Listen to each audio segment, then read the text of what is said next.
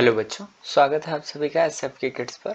और आज हम क्लास थर्ड की जो आपकी इंग्लिश की बुक है मैरी गोल्ड, उसकी एक कविता है जो कि यूनिट नंबर 7 यानी इकाई 7 पर है। तो वो कविता यानी पोएम है पपी एंड आई। ठीक है, पपी का मतलब होता है पिल्ला, एंड का मतलब और आई का मतलब होता है मैं। ठीक है, तो इस तरह से क्या हो गया, पिल्ला और मैं। ठीक है, पपी एंड आई, पिल्ला और मैं। ठीक है, और ये यूनिट 7 लिखा हुआ है यानी इकाई 7 लिखा हुआ है। आगे लिखा हुआ है enjoy the rhythm of this poem. Poem का मतलब होता है कविता। ठीक है, एंजॉय का मतलब होता है आनंद लेना। ठीक है, और रिदम का मतलब होता है लय। ठीक है, ऑफ का मतलब होता है क, और दिस का मतलब होता है इस। ठीक है, तो इस तरह enjoy the rhythm of this poem का मतलब हो गया इस कविता के लय का आनंद लीजिए, इस कविता की लय का आनंद लीजिए। Enjoy the rhythm of this poem, इस कविता की लय का आनंद लीजिए। आगे पढ़ते हैं हम इसको। ठीक है, I met a man as I went walking. Walking का मतलब होता है घूमना, मेट का मतलब होता है मिलना, मैन का मतलब आदमी होता है, वेंट का मतलब होता है जाना। ठीक है, तो इस तरह से इस लाइन का मतलब हो गया मैं चलते चलते एक मनुष्य से या एक आदमी से मिला। मैं चलते चलते एक आदमी से मिला। I met a man as I went walking. मैं चलते चलते एक आदमी से मिला। We got talking. ठीक है, हम बात कर रहे थे। वी गॉट टॉकिंग, हम बात कर रहे थे। मैन एंड आई, मैं और आदमी। ठीक है, मैं और आदमी बात कर रहे थे। We got talking man and I, मैं और आदमी बात कर रहे थे। Where are you going to man. ठीक है, वेयर का मतलब होता है कहाँ, यू का मतलब होता है तुम, गोइंग का मतलब जा रहा। ठीक है, मैन का मतलब आदमी। ठीक है, आई सैड, आई का मतलब होता है मैं और सैड का मतलब होता है कहा। ठीक है, तो इस तरह से क्या होगा, where are you going to man I said. I said का मतलब होता है मैंने कहा, आई सैड का मतलब मैंने कहा। Where are you going to man, तुम कहाँ जा रहे हो आदमी, आदमी तुम कहाँ जा रहे हो। ठीक है, आगे I said to the man as he went by. ठीक है, वेंट का मतलब होता है चले जाना, मैन का मतलब आदमी होता है, सैड का मतलब कहना होता है। ठीक है, तो इस तरह से ये हो गया मैंने आदमी से कहा जैसे ही वह चला गया। मैंने जैसे ही आदमी से कहा वह तुरंत चला गया। ठीक है, अच्छा, I said to the man as he went by, मैंने जैसे ही आदमी से कहा वह चला गया। Down to the village to get some bread.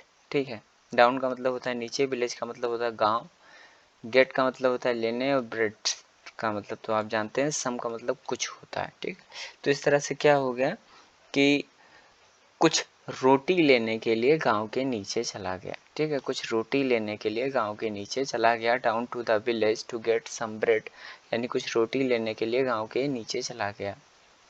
Will you come with me, no not I. ठीक है, विल का मतलब होता है क्या। ठीक है, यू का मतलब तुम, कम का मतलब आना, मी का मतलब मेरे। ठीक है, नो का मतलब नहीं, नॉट का मतलब भी नहीं, और आई का मतलब मैं। ठीक है, तो इस तरह से हो गया, कह रहा है will you come with me, क्या तुम मेरे साथ आओगे।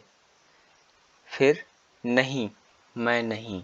ठीक है, नहीं मैं नहीं आऊँगा। ठीक है, will you come with me, नहीं मैं नहीं आऊँगा। ठीक है, नो नॉट आई, मैं नहीं आऊँगा।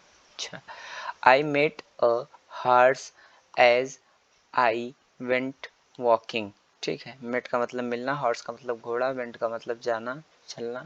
ठीक है, वॉकिंग का मतलब घूमना। ठीक है, तो इसमें कह रहा है मैं चलते चलते मुझे एक घोड़ा मिला। I met a horse as I went walking, चलते चलते मुझे एक घोड़ा मिला। वी गॉट टॉकिंग, हमारी बात हुई। ठीक है, वी गॉट टॉकिंग, हमारी बात हुई। वी का मतलब हम, गॉट का मतलब हुई, टॉकिंग का मतलब बात।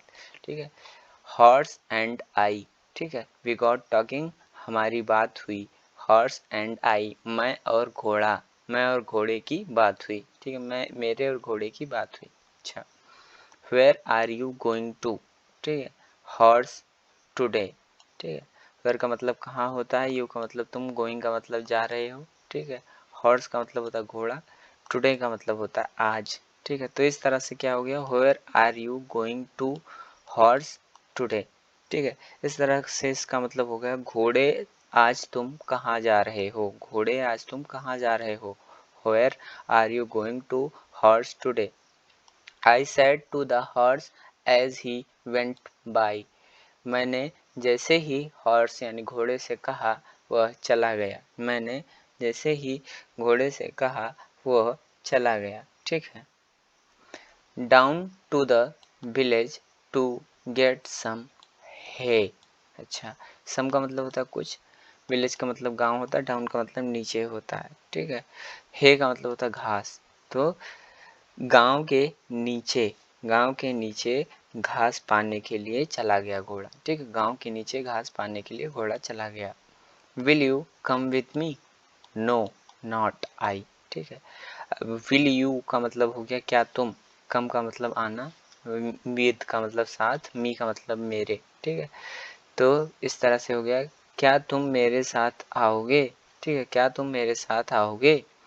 नो नहीं मैं नहीं, नॉट नो मतलब नहीं, ठीक है। तो ये क्या हो गया, नो नॉट आई, मैं नहीं, ठीक है, नहीं मैं नहीं, ठीक है। अच्छा, I met a puppy as I went walking, went का मतलब होता है दौड़ना, पपी का मतलब होता है पिल्ला, ठीक है। अच्छा, तो इस तरह से हो गया जब मैं टहल रहा था, I met a puppy as I went walking, मैं चलते चलते मुझे एक पपी मिला, ठीक है, चलते चलते मुझे एक पपी मिला। I met a puppy as I went walking, ठीक है, चलते चलते मुझे एक पपी यानी पिल्ला मिला। वी गॉट टॉकिंग, हमारी बात हुई, हम बात कर रहे थे, ठीक है। अच्छा, पपी एंड आई, मैं और पिल्ला बात कर रहे थे, ठीक है, मैं और पिल्ला बात कर रहे थे। Where are you going this fine day, ठीक है। वेयर का मतलब होता है कहाँ, फाइन का मतलब होता है अच्छा, डे का मतलब दिन होता है, गोइंग का मतलब जा रहा और यू का मतलब तुम। Where are you going this fine day, इस अच्छे दिन में तुम कहाँ जा रहे हो, इस अच्छे दिन तुम कहाँ जा रहे हो, ठीक है। Where are you going this fine day, इस अच्छे दिन तुम कहाँ जा रहे हो। I said to the puppy as he went by, ठीक है। वेंट का मतलब जाना होता है, पपी का मतलब पिल्ला होता है, सैड का मतलब कहना होता है, ठीक है। तो इस तरह से क्या हो गया, मैंने पिल्ले से कहा जैसे वह चला गया, मैंने पिल्ले से जैसे कहा वह चला गया। I said to the puppy as he went by, मैंने जैसे ही पिल्ले से कहा वह चला गया, ठीक है। Up in the hills to roll and play, ठीक है। आपका मतलब ऊपर होता है, हिल्स का मतलब पहाड़ी होता है, रोल का मतलब लुढ़कना होता है, प्ले का मतलब होता है खेलना, ठीक है। तो इस तरह से लुढ़कने और खेलने के लिए ऊपर पहाड़ियों में वह चला गया, लुढ़कने और खेलने के लिए वह ऊपर पहाड़ियों में चला गया। I'll come with you puppy and I, ठीक है।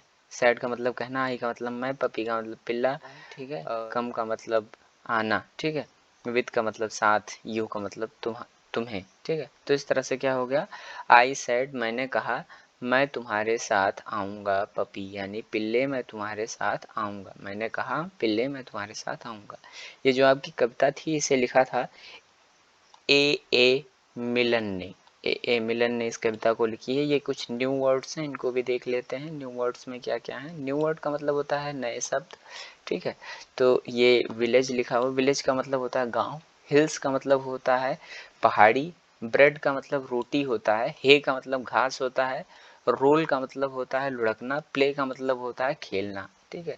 एक बार फिर से रिपीट कर लेते हैं, विलेज गांव, हिल्स का मतलब पहाड़ी, ब्रेड का मतलब रोटी, हे का मतलब घास, रोल का मतलब लुढ़कना, प्ले का मतलब खेलना, ठीक है। इस तरह से आपकी पोएम जो है कंप्लीट हुई, यूनिट नंबर 7 की, जो आपकी मैरी गोल्ड बुक में है, कक्षा 3 की, उसको हम लोगों ने कंप्लीट किया, ठीक है। और इसकी हिंदी ट्रांसलेशन की समरी आपको डिस्क्रिप्शन बॉक्स में भी मिल जाएगी, ठीक है। चैनल को सब्सक्राइब करना ना भूलें।